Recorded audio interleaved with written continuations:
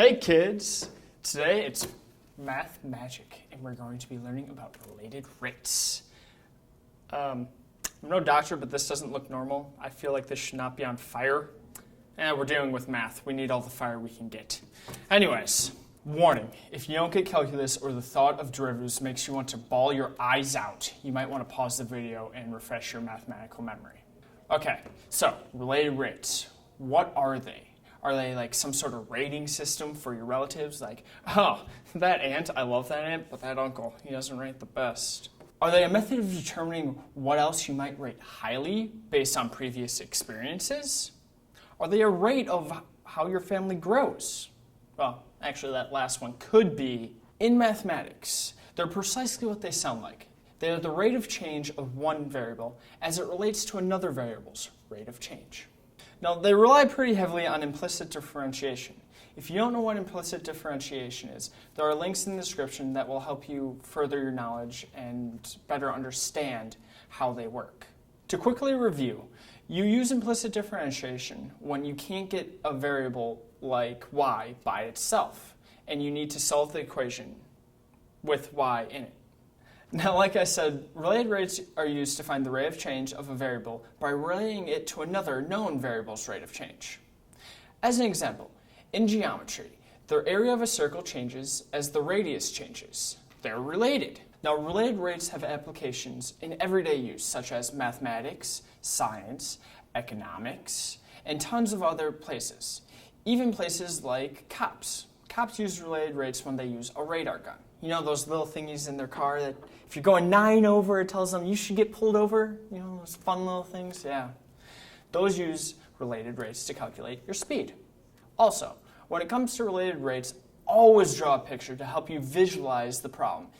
It will help you figure out what's happening. As a side note, the speed guns the cops use work by shooting bursts of little frequency waves at your car. And it measures the rate of change as the bursts of frequency waves bounce back to the speed gun. Okay, for example, let's say we have a bus. The bus is a little magical. It's a magic school bus. You're on the bus wondering, how fast are you going? Thankfully, there's a cop on the side road trying to catch speeders with his speed gun. Now, the cop is 30 feet from the side of the road. The speed limit on this road is 55 miles per hour, or roughly about 81 feet per second. Okay, so the gun reads you're going about 80 feet per second. However, this is the rate of change on this line. We want to know what the rate of change is on this line. Now, do you think the bus is going to get pulled over? Well, thankfully, with related rates and calculus, we're going to find out how fast you're going. First, let's list and label what we know and what we are trying to solve for. We will let t equal the time in seconds, and x will be equal to the distance on the road from your bus to the side road the cop is on. We will let d equal the distance from your bus to the cop car. We know that dt, or your rate of change on this line, is about 80 feet per second. And we want to figure out if dx dt is greater than 81 feet per second. We know that x is related to d thanks to the Pythagorean theorem.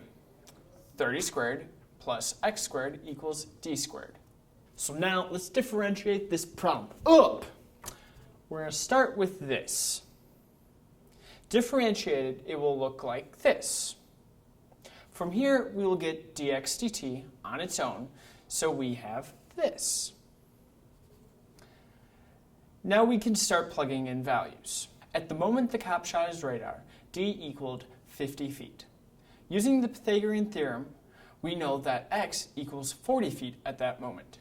So plugging in the values, we know this. We are finally able to figure out that the rate of change is 100 feet per second, or dx dt equals 100 feet per second. I'm sorry to say, but you're going to get pulled over.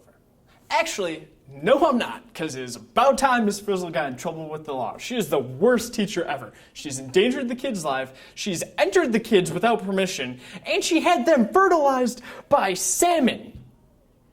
I'm sorry. I got off on a tangent. Okay, back to math.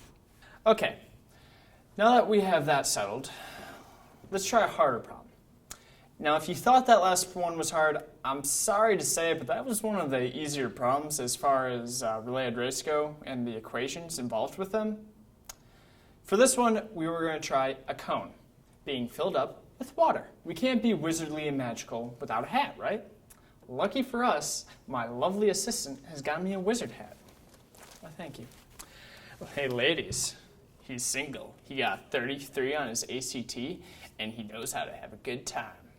If doing math and computer techie things are a good time to you. Anyways, back to the problem. So the hat is 8 inches in diameter and 16 inches tall. My lovely assistant, Zachary, will be filling it up so that the volume is changing at a rate of 2 cubic inches per second. Our goal is to figure out how fast the volume is increasing when the water is halfway up the hat. First, we will need to set up our equations and variables. The volume of a cone is 1/3 pi r squared times height, or this. We know that the height and radius are related in the rate of r over h, or 4 over 16, 1/4. We know that the volume is changing at a rate of 2, or dv over dt equals 2. The question we are trying to solve for is what is the rate of change, or dh dt, when height equals 8. Now that we have these values in equations, we can start to solve for dh dt. First, we will express r in terms of h. If r over h equals 1/4, then r equals 1/4 h. Plugging them into the equation, we know this. After some simplification, we know this. No, Zach, we don't know dino kittens. Well, I guess now we do, and we're all better for it. But enough with those tangents. Back to the equation. Now we can use implicit differentiation to solve and get this. Now we can plug in values, and we get this. We know that dh over dt equals 3 over 2 pi, which is about equal to 0.477 inches per second. Sorry, technical difficulties. So we were given the rate at which the volume of the water in the hat was changing, and we used that to compute the rate at which the water in the hat was rising when the water was 8 inches high in the hat. At the heart of this equation was the relation dv over dt equals dv over dh times dh over dt. Now, Zach, will you please put my hat back on? Wait, you emptied it out first, right?